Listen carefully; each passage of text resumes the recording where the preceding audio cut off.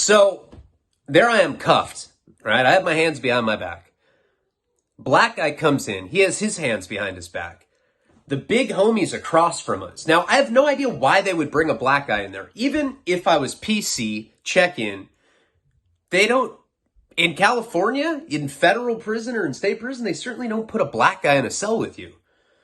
Like, that's just, like, all bad, no matter how you look at it, because of the racially divided politics. And I know that I got to take off on this guy. So, and he looks at me, and he already knows, he knows what time it is, too. He's looking at me. And the big homie's like, and I'm just like, fuck. I just rush the dude, start trying to fight him with my head. You know, I'm just like swinging it wildly. Now he's doing the same shit, but he kicks me, bam! And I go against the wall. Cops are like, stop. And all of a sudden I just feel that very familiar sting of mace. They sprayed me. I'm on the ground and I'm just like, and it's, when you're handcuffed in your mace, it is torturous. It is the worst fucking feeling you can ever imagine. My skin was like, felt like it was boiling. And I'm just sitting there screaming. Black guy's screaming and they pull his ass out real quick. So now I'm just by myself with mace, and one of the cops comes and he puts his knee on me. And he's like, you think you're a tough guy, huh? I'm like, what are you doing putting a black dude in a cell with me? And they're like, are you general population? Are you active? And I was like, yeah, I'm fucking active, dude. I'm back here on an investigation. And he's like, oh. Looks up at, at the other cop, and he's like, look at his paperwork. So they look at my lockup order. They're like, oh, hey man, we're sorry. I'm sitting there like wincing because I'm burning from this mace. And they don't, the most fucked up part about it is they don't uncuff me. They just like let me, I'm like sitting there. I can barely see anything, because when you get sprayed like that, first of all, it starts rolling down. Anybody that's ever been mace knows it goes down into your crotch, so it'll like burn under your balls, which is a pretty interesting feeling. If I'd been up for a few days, I might even like that, fucking bite down on a red rubber ball and just burn my balls with mace. But I wasn't on meth. I was fucking, in fact, I was about to be dope sick, and I just got maced, I was dope sick going in there. I was like in the middle of a little bullshit habit, and the big homie was about to give me a Suboxone, and then he's just weirded out because they put a black guy in there with me. It does not look good. It looks like I checked in. These cops just have me sitting in the cell, the cuffs on. I'm like, dude, can you please uncuff me, man? And I can't open my eyes. I mean, this shit's going down my crotch. It's like in the corner. So there's like tears that are like these, like, feels like these burning tears are coming out of me. Eventually, I don't know how much time it was, by 20 minutes, cop comes and he uncuffs me. And he's like, hey, we're going to write you up for fighting. You're going to get a 100 series shot. I'm like, for what? What the fuck? I didn't make this mistake. You made this mistake. I'm still sitting there and like everything is like singed on me. It literally feels like I got fried. They end up writing me an incident report for fighting. So now I'm back there under investigation, and they're putting me back there for fighting. So under an investigation, you still have some privileges, and if you check in, you'd have privileges as well. I think if you check in, you can like be a trustee or whatever. Now, I owed money still on the yard, and just from like doing a lot of time, there's no way I'm ever going to leave a yard owing money. And this is like a major problem. Now, I'm under investigation for what was said over the phone, which you can always beat, because if somebody else says something, you can always beat that, as long as you don't admit to it. Now, of course, they're going to try to do good cop, bad cop, and be like, well, listen, if you tell us, there's a Velcro belt in it for you. Very rare. It was issued in 92. It's what we call an exclusive Velcro belt. Very fashionable. And like, there's a lot of pieces of shit are like, dude, I need that belt. I did it. And let me tell you about my sister, who's going to bring me balloons full of heroin. And they're like walking like around the yard with their Velcro belt on. Everyone's like, damn, that's a dope belt. Where'd you get it? He's like, I don't know. I didn't get it for telling. That's where I didn't get it. You know what I mean? So there's a lot of pieces of shit like that. They don't give you belts. They give you like tobacco stamps like that, stamps, shit like that. So now I'm really tripping because I knew that once I go to see, investigations can be 30 days, 60 days. I think 90 days is as long as they're allowed to make them. For a long time, they could arbitrarily put you under investigation. If they were mad at it, they'd be like, you're under investigation. And you're like, okay, can you tell me like the status of you're being investigated. You're like, dude, it's been like 4 years. Yeah, we're still thinking about stuff. Spencer. You're like, the fuck? But during the Obama administration, they took indeterminate shoe sentences out, and they put some restrictions on the amount of time you could be under investigation. I only had 6 weeks left. Remember this. I didn't want to leave the yard owing money. I definitely didn't check in. I had a lockup order, which is always favorable. If you have good paperwork, because when you check in, because we do it all the time. Because dudes will always hit a compound and they'll be like, yeah, going from Beaumont, dog. What's up, fool? I'm Baby Poopy Pants. You're like, what's up, Baby Poopy Pants? What happened? Oh, fool. I fucking smashed this chomo out, dog. Yeah. Why you got a Velcro belt, fool? Oh. I don't know. I don't know. And then you're like, hey, let me see your what's it called? There's a certain set of paperwork. You get it at team for review. So every year you go see your case manager and counselor and there's review, and you can get a packet and it has like your points breakdown. I know they're not doing that anymore. Someone just told me they changed that. They're always changing paperwork because people get fucked off. On that paperwork, it would say everything that you ever went to the hole for. Making alcohol, fighting, butt fucking. What? That was in 2002, bro. Post 9/11, everyone was freaked out. So what? Karina comes downstairs. I'm just like, yeah! Making wine, butt fucking. She's like, oh my God. Call her friend. She's like, I think he's gay. He's always talking about butt fucking. All right, anyway. So on that order, it would say if you checked in or not. The black guy coming in did not look good. The fact that the big homie saw that didn't look good. The fact that I just caught a fucking charge was not good. Now, it wasn't, I'm on a violation. I'm going home in 6 weeks. Does it really matter? First of all, I'll go see DHO. I won't get a phone call. But I still have probably like a week or two to see DHO. DHO stands for Disciplinary Hearing Officer. And it's like kangaroo court. You go in there and they're like, all right, we're going to give you a fair and honest, review of your charges. And you're like, okay. And they're like, yeah, we're just going to give you, we're going to take your commissary for 5 years and you're this, and that. Like, there's no way to win. It's not like occasionally you will. But it's essentially kangaroo court. You go in there, it's all fixed. It's horrible. You always get broke off. I always do when I go to DHO. I always have an attitude, right? But I knew that before I saw DHO, I still would have the privileges of, you can use the phone once a month, so I could call Karina. You can have your radio and you can get commissary. No, it's limited. You can only get a pack of Oreos. I forget. It's like 5 items or something. You get a bag of peanuts. I remember I'll get to it, but me and my celly would ration out peanuts. But all right, dude, 4 peanuts today. And then I'd wake up and there'd be 1 missing. I'd be like, come on, bro. I know you took a peanut. Come on, fool. I was fucking hungry in the middle of the night. What, bro? You act like you're the only one doing time, bro. Stop being a piece of shit, bro. Dude, come on, man. You fucking stole the peanut. Dude, you're being super petty right now, bro. For real, bro. I'm just gonna go back to reading my book, dog. I don't even want to talk. You're just being unreasonable. Shit like that, right? So, so anyway, the fact that they brought a black guy into the cell, that was not my fault. That was not my fault, right? I didn't do it. I had to get off. It's one of the most powerful white people ever. It was like the Abraham Lincoln of fucking Peckerwoods. I couldn't just be like, oh, black dude, Hey, brother, I'm Ryan. How are you? See you later, man. I'm checking in now. I can't do that.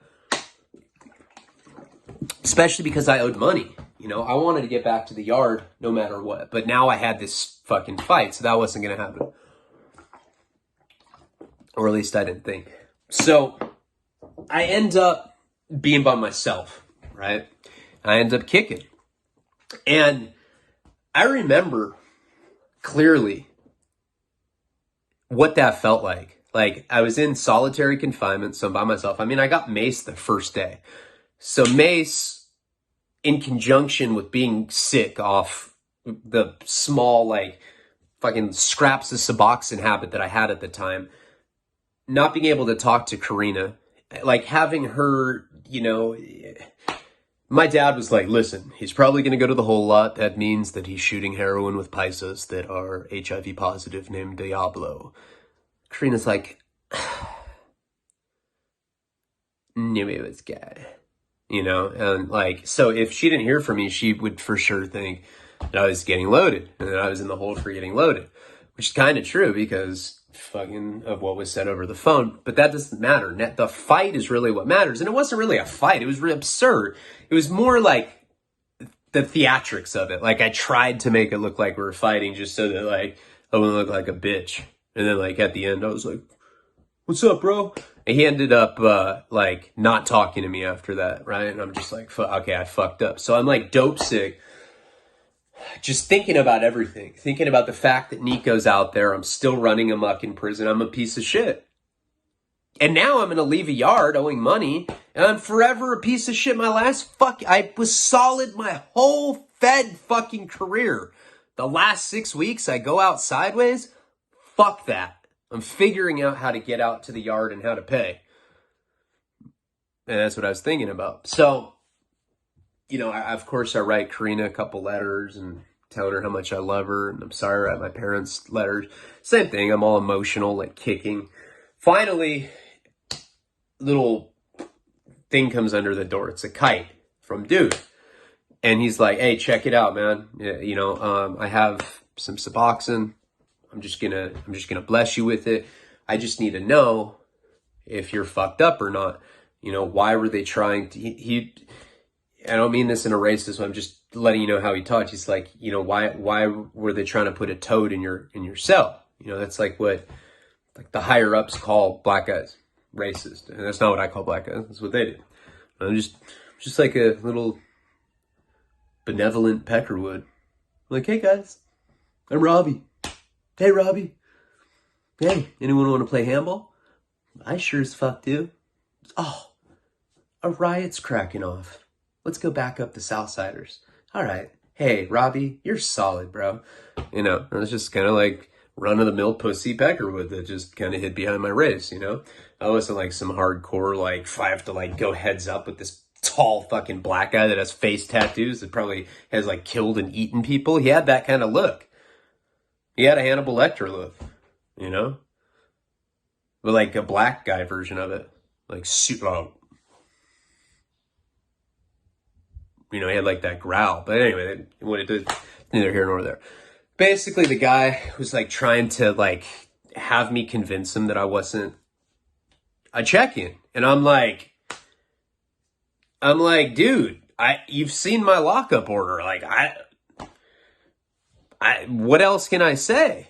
And so he writes back, like, you know, we were doing sign initially, but we're doing this in kites and like they're going under the door. And he writes back and he's like, look, he's like, I have juice with the lieutenant and I'm going to find out and I'll fuck with you on the Suboxone. But if I find out that you're fucked up, then, you know, it's not going to be good for you. He's like, I can be your friend or foe.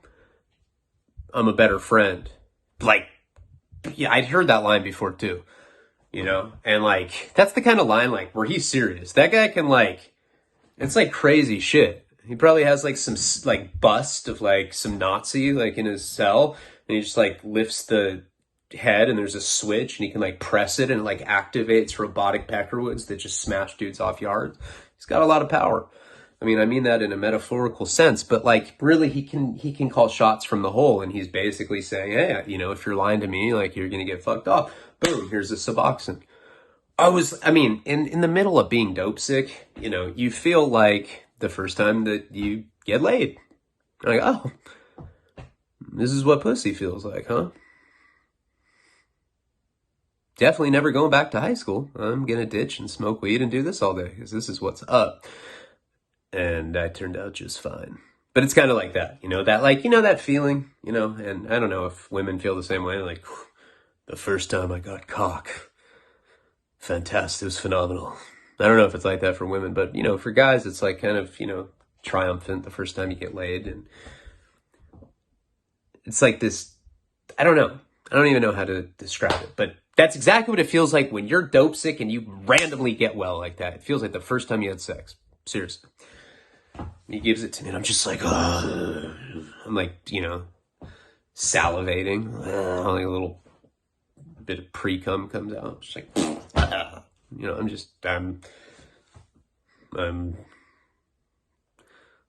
I'm pretty excited that and he gave me like a nice ass chunk, probably like a quarter of a fucking strip or whatever. Put in the spoon, I do it, right? A couple days late. So me and him start talking. I start telling him like about who I am, about like, you know, my book, and I just had a kid, and he's telling me about his story. And so his whole thing is he had like a 10-year sentence. He joined, I don't want to say names, I don't want to say who he was. This is a real like powerful person, and like just out of respect for him and what he has going on, some of these things are some of the chronology and like some of the stuff with this particular person is like twisted around, so I can explain honestly who he was without revealing who he is to authority figures that probably are watching. You know, they're like, this Ryan Leone guy's a bitch. That black guy beat him up. He's lying to them. Piece of shit. Anyway, so he had gone in, I forget, I think he was doing like a 10-year charge. Let's just say like 5 or 10 years, something pretty small. I mean, still significant, but, you know, relatively small.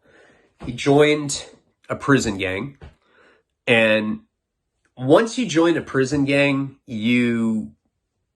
that's a commitment that you've made. That's a crazy commitment. Like if a cop talks sideways to you, you take off on him, right? But he was in like the gnarliest white prison gang you could be in. The cop disrespected him. He happened to have a knife on him. He took it out. He stabbed the dude like 30, 40 times in the neck. Killed him. Life in prison.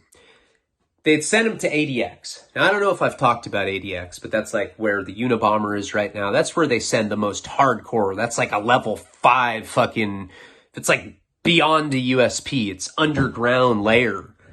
There's like, you know, Dr. Evil's there with like a golf cart, you know? It's like shit like that. Seriously. It's like Silence the Lambs type shit. It's crazy. And ADX is where they put the worst of the worst. That's where the Unabomber was. You know, there's people that plan 9/11 there. It's like one step below Guantanamo Bay. Now, they have TVs in the cell there. They have and the shower comes up to the door. It's like a mobile shower that like, and like, they like open your like door and like you could just like walk into the shower. You know, that's like how the Unabomber's shit's set up. You know, I wonder what he does. What does that guy do all day? He like beats off and thinks about bombs. Oh yeah, nukes. Because you can like, I heard you can only have like one reading book at a time, and you don't even get to have your mail. They have on the computer screen, they will open the mail and they will like get a camera and show it to you. And you're just like looking at it on a screen. Some gnarly shit. It's like at that point, just kill the motherfucker. I don't even believe in the death penalty, but like, man, kill me.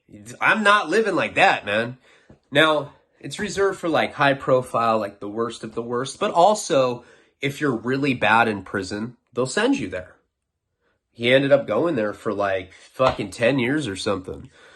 And they also have a smooth program if you're really bad. And then they have diesel therapy where they just like put you on a bus and just have you go do layovers all over the country. It's different levels of more severe punishment than just being in prison.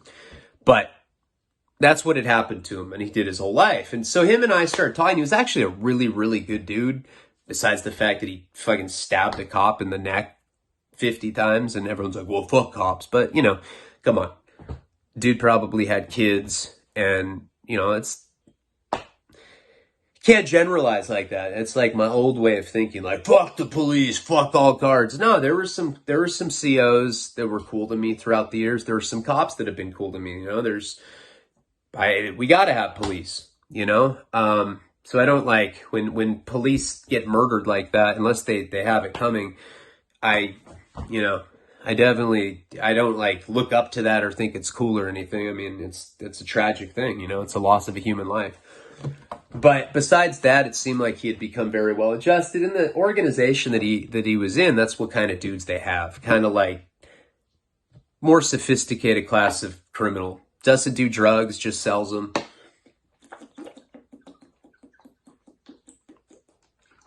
Very violent. They got that power by ruling with an iron fist. I mean, they're with it, and they dictate all the politics. He ends up talking to the lieutenant. Lieutenant goes, nah, Leone didn't check in. Leone's under investigation. You know, and we came and we brought him back here, and then he got in a fight. He's like, all right, cool. Right? So he, you know, because he had already gotten word from the yard that I checked in. There's people sending, you know, kites back there like, hey, this fool owes money. Like, what's up with that? So I tell him, I'm like, look, if you can get me out, then, you know, I'll get out and go pay him. Cause you gotta understand, somebody of this guy's caliber, he's got juice with the cops. This is not just like some like, you know, from some corny shit on TV, like a shot caller. This is like a bona fide leader of a large scale criminal organization. Very well organized, very brutal, powerful enough where they're diplomatic with the COs. Like they have like good tactful relationships with them, right? And so it was possible that he could get me back on the yard. Now, the white guys thought I checked in. Straight up. They thought that because I kept running into debts and they didn't know like what my situation was, that like I definitely had enough family and friends that could bail me out. Look, the way that I did time was not good, you know, and I've never, ever, ever claimed that I was a solid convict. I'm not. The way I did time was lame. I'm not a piece of shit. You know, I never rolled it up. I never fucking told on anyone. I've never like done any weirdo shit. But I wasn't solid. Loyal. Fuck yeah. Crazy. Yes. Will I jump for you? Absolutely. Am I down for my race in prison? Yes. Am I a dope fiend? Yes. Would I stick a shampoo bottle up my ass and suck on my middle finger at the same time in front of a bunch of gay tweaking skinheads? 100. I'm a straight fucking garbage pail junkie. So I don't want people, I know a lot of people watch my channel because they haven't been to prison and they want to, wow, man, this is interesting. But, you know, like once in a while, I kind of like check out the competition and I hear some, you know, 4 to 10, fucking check it out, bro. And I'm like, man, you guys are just still in the political shit. Now, with that being said, anybody that has a channel, I respect that, man. Because if you're out here, you're doing your thing, that means that if you're a father, you're not in jail. You're doing something right. I support anybody that gets out of prison and can capitalize on it, monetize it, and you know, get sober, and start paying that karmic debt, start being a positive member of society, because we're kind of in a unique position as ex-cons and as former junkies, is like, we've kind of seen both sides, you know, and I think that's important because you can articulate what the problems are and you can kind of speak for the unspoken, which is what I want to dedicate my life to doing. With all that being said, I was not a good convict, right? The way that I did things was bad. I would get debt without knowing how I was going to pay it. I'll figure it out tomorrow. You know, get the shampoo bottle ready, you know? And sometimes money would hit, sometimes it wouldn't. The one good thing that I did in prison is that I never pussied out. You know, if I got called out to the yard, as I've explained, it happened multiple times, I went. You know, I went and I was like, I'll deal with this shit like a man. I end up going out to yard. So at Victorville, you got to sign up for yard early in the morning. And they come around, yard, do you want to sign up for yard? They do it at 4:30, 4:45 in the morning because they're hoping you're going to be asleep and you're not going to sign up because it's less work for them. And I wasn't going because I was kicking at first. But now that I'm on Suboxone, I'm like, I'm a completely different guy. I'm like sitting in there with like a bathrobe and a bubbler. And I'm like, recreation. One for recreation? Thank you. You know, I just became this like pretentious fuckwad, you know, because I was on Suboxone. I'm one of those people where like, you give me heroin or Suboxone, any kind of opioid, I don't act... I like act normal or I act twacked out. Like I get like hyper, you know, it's like my neurology's been so fucking, you know, mutilated by dopamine loss and different neurological transmitters misfiring because of like endorphins and the dopamines and everything associated with like IV and other drug addictions. And it like almost normalizes me, and anybody that's a true junkie knows what I'm talking about. But it just completely ruins my life, except for there's one thing I like about heroin. You get the magic shits where you know what I'm talking about. You know, like sometimes when you take a shit and then you get the toilet paper and like you go to wipe and you look and there's nothing and you're like, I'm buying a lottery ticket today, baby. And then you just flush it and you pull your pants up and that's that. Now, Karina's taught me a trick. I never knew this, but she's like, look, every time you shit, go to the sink, get a little soap, scrub your butthole. It feels like you're gifting yourself a bouquet of flowers every time you shit. I'm like, really?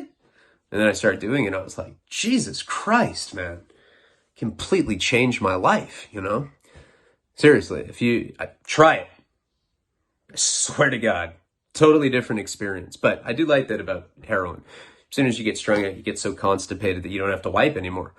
It's good for COVID, you know? So anyway, with the toilet paper shortage, you know, after I got the Suboxone, I go out to yard. See a bunch of white dudes and they're all now we're separated by dog cages. But you can still kind of like congregate. Like you can walk to like the other side of like your dog cage and then like the other white guy and you're like talking, in the gate area. And they're like talking amongst themselves. They see me and they don't really acknowledge me. I'm like, hey man, what's up white guys? All right. And they just like kind of don't say anything. I'm like, what's up? And they just don't say anything. I was like, what, you think I checked in? Well, that's what we heard, man. I said, dude, I got my lockup order, man. Ask so-and-so. And I was like, giving the big homie's name. I don't know, man. You owed money. Now you're in the hole, kind of inexplicably. And I'm like, man. I was like, and then I fucking got in a fight with the black guy. And they're like, what? And I was like, yeah. They're like, how'd you have access to a black guy if you didn't check in? I'm like, how much wood could a woodchuck chuck if a woodchuck couldn't chuck wood, bro? Bro. No, I was like, man, I don't know. They made a mistake. Now, to this day, I don't know if the COs were trying to make me look bad in front of this like big homie guy by like doing that. Maybe they were like, let's see what happens if we put a African American with Leone. You know, sometimes COs can be evil like that. But that made people think that I had checked in. So I get back from yard and I'm like, I had not seen DHO yet. I'm still under investigation, right? I talked to the big homie through a kite, right? And I'm like, hey man, I went out to recreation. All the white dudes think that I'm no good now. I can't have that. I spent all this fucking time in the feds. I can't go out sideways like that, man. I just can't do it. My ego mattered. Little did I know, fucking months from now I'd be in a fuck with fucking SNY. Mixed yard. Solidness, just poof. I like get eyeliner. I'm like, what's up, fool? Let's fucking rage. That's like how those guys are, you know. Can be. Not all of them. There's some okay pieces of shit. Kinda. No, I don't know. No, I mean, when it got to a point where like I had to make that decision between my kid and like, hey, do you want to integrate, like, so you're basically no good now with the mixed yard, but you'll be able to go home instead of like getting an extra year added. They'll take time off, and I get to go home sooner to my kid. And that wasn't like because I voluntarily rolled it up or anything. That's just how they're doing it. It's some weirdo shit. For all of you that aren't from California, imagine that. They are mixing PC with GP. That is way out, man.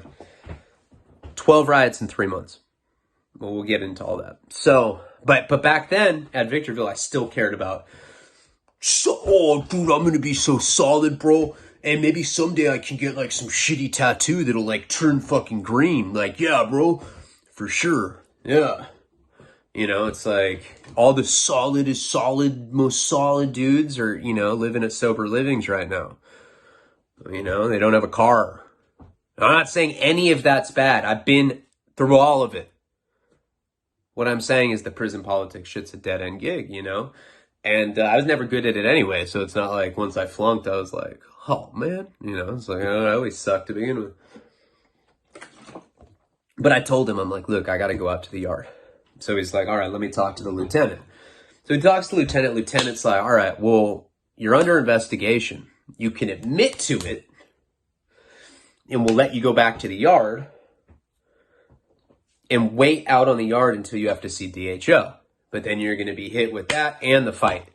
Basically, he's going to let me out of the hole because this, you know, this big homie fucking basically told him, you know. And it's like, I think a lot of that is, you know, I mean, the dude could probably have the guy's family killed. I'm not saying he would, but I think a lot of that is you want to keep people that powerful happy, you know, because they're really like responsible for a lot of the violence in prison.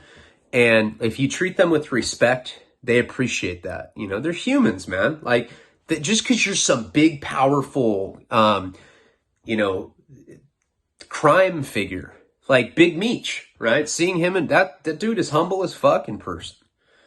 Nice guy, you know? I didn't even realize like what a big deal he was until I got out. Everyone's like so interested in that. Like, dude, you did time with that guy? Like, briefly, yeah. You know, I just happened to be at Lompoc with him at the same time in 2017. And it's one of the biggest crime figures of our generation, probably is, besides like El Chapo, right? These guys, though, have been around the Hispanic hierarchy, the black hierarchy, the white hierarchy. They're just people, you know, and they want to be treated with respect. And they're actually very respectable people. They're very kind if you're kind to them, and they appreciate favors, you know. So when he tells the lieutenant, hey, can you let this dude out to go pay his bills? He was under investigation. Try to work something out. So the lieutenant's like, look, if you admit that you were trying to, abuse the telephone or whatever, basically like get money for illicit activity. I forget what there's a shot. I forget what it is. It's something stupid. It didn't matter though. I was getting out in 6 weeks.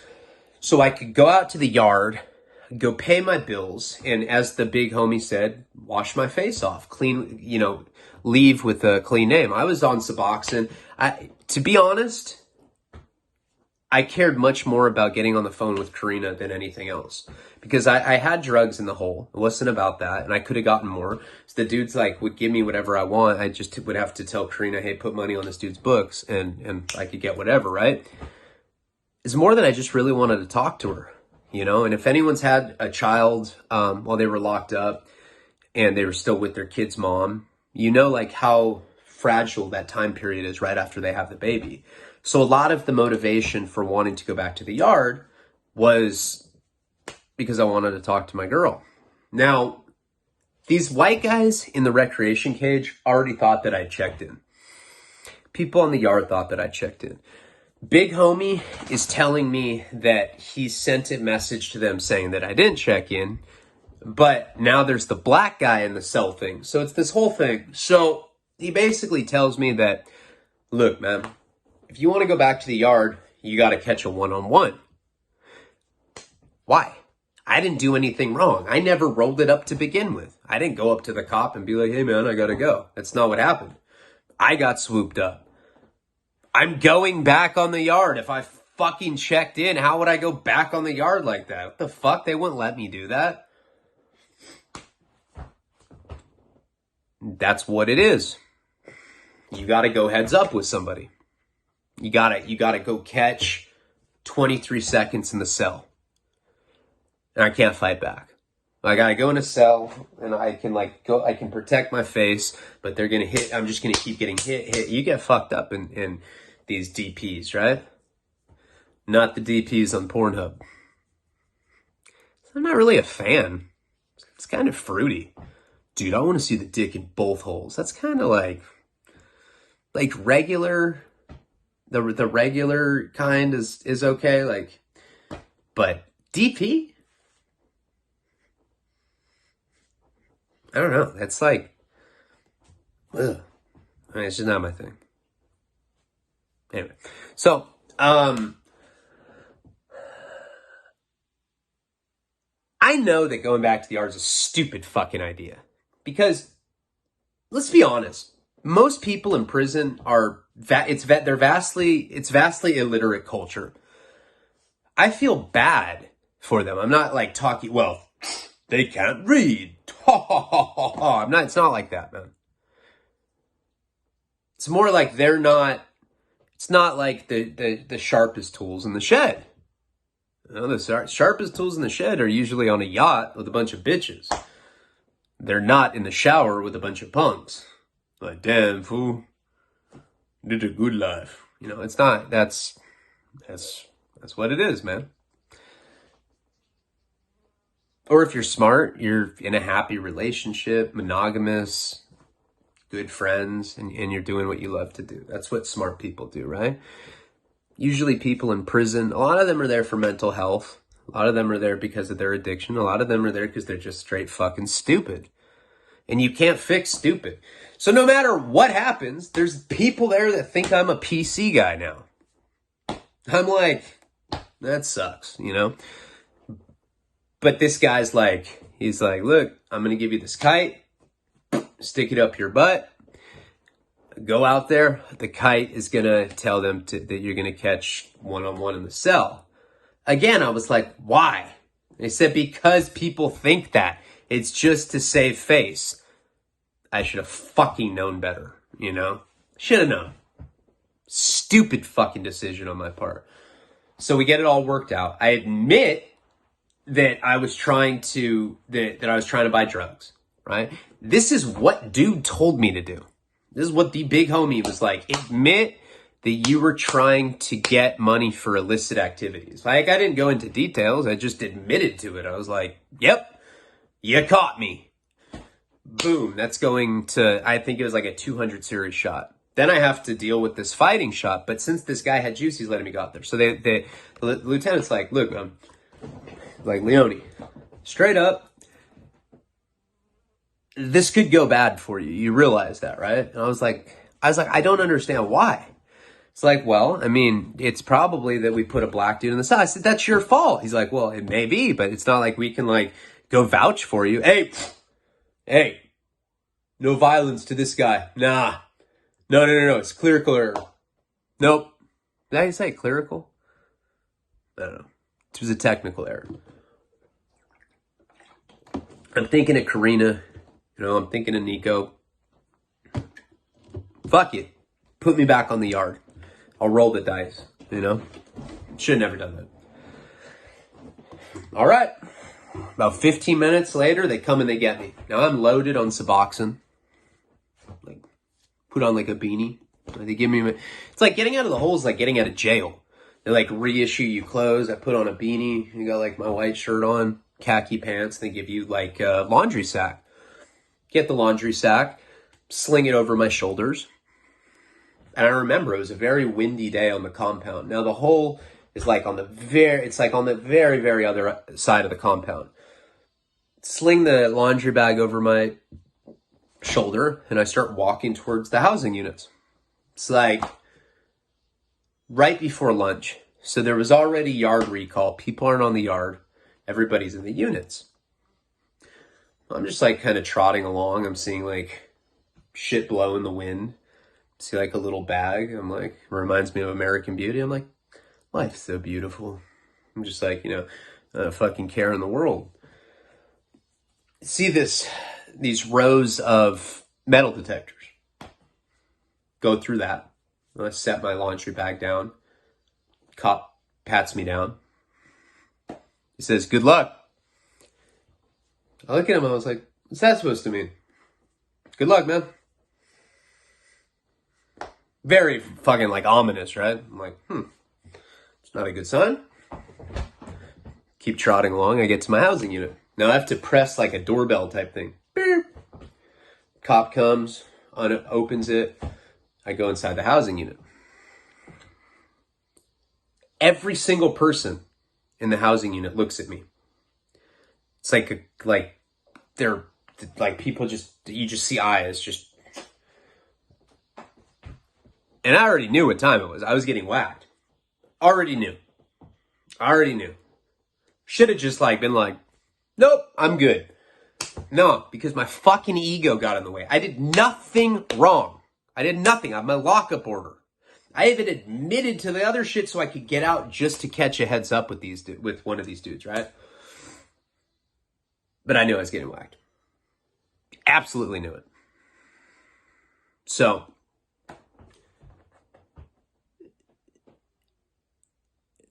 I kind of like look back at everybody. And I don't try not to show fear. It's kind of like when you're around a dog, you don't want to show fear because if they get that signal, they'll fucking pounce on you,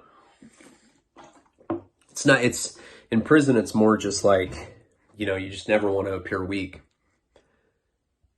Now, my earless cellie, he was hardcore. He was knocking dudes out all the time, stabbing people.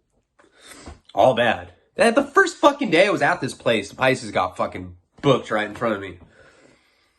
It's like a violent spot, and I already knew. I see the white rep, he signals me. He's like, hey, come on, you move cells. So I go into this handicap cell. It's like a bigger cell. I go in there, close the door. It's just me and him. He goes, what the fuck? And I go, I know it looks bad, but allow me to explain. First of all, I have this kite. I'm supposed to catch a one-on-one. Secondly, I didn't check in. I would not be back if I had.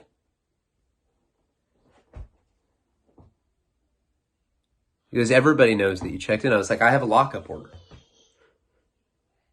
He's like, isn't it a little convenient that you just, that they came and swooped you up when you owed money like that? I was like, well, yeah, I was getting desperate on the phone trying to get money, and that's what happened. Is it that fucking hard to believe? Not everybody on the streets is hip like that. And he's like, man, I'm going to be honest with you. I don't fucking believe you. And like right there and then I knew. I already knew before, but then it was like, oh my God. He's like, I don't believe you. I don't believe you. I really don't believe you. And his eyes are just like, I'll never forget the eyes because they get kind of like big and like evil. And right as he's saying that, the cell door just kind of slowly opens. And I see these three bad motherfucking white guys. And they're like, oh, what happened? And I'm just like, Oh, and at this point, I'm tying my boot, right? So I'm crouched down looking up. I'm tying my boot. I'm like right in front of like one of the metal beds, and these three white, the cell door just swings open. Oh, what happened? And I'll just like never forget the way that the guy looked at me, you know? This is a guy that didn't have shit, you know? This guy had told me that he went around, he had like 7 different kids' moms. If he met a hot chick, he'd get her pregnant. He's like, that's guaranteed pussy. He was a piece of shit. But he was big and bad. All 3 of these dudes were, right? And, you know, I knew he didn't have anything. So whenever I had like heroin, I always broke him off. You know, I was like very generous to him. Nobody else was looking out for him. That's the guy that said it. The way that he looked at me, I already knew that they were going to murder me, or at least try to. And I was like crouched down, tying my shoes, in a very fucked up position to be in. And there were 4 fucking white guys in there with me. The 3 white guys walked in, closed the door. Oh, what happened? And we will get into what happens next. This fucked up term I was in the next installment of the Prison Series. Thank you guys so much for checking out my shit. If you haven't, please like, comment, subscribe, even dislike. If you don't like it, if you think I'm a bitch, dislike it. Fuck it. If you like my stories, that's cool. If you don't and you just watch it because you are trying to butt fuck, it's cool too. Check out patreon.com/Ryan Leone. Starting to put up cuts from the documentary. It's a really good time to be part of Patreon. I'm putting up a lot of different storylines, including Florida. I have like 25 Florida videos already. I have when I went to China with my dad. I started that series. There's a couple of those up. What really happened this last year, like behind the scenes of as my channel started. It's a pretty good series, and I'm getting a lot of positive feedback. So check me out, you know, and I do, if you can't afford it, if you can't afford 10 cents a day, $3 a month to get some extended content, I just appreciate you guys watching my videos on here. I really do. I'm very appreciative. Stay safe. Who knows what's going on? Palabra.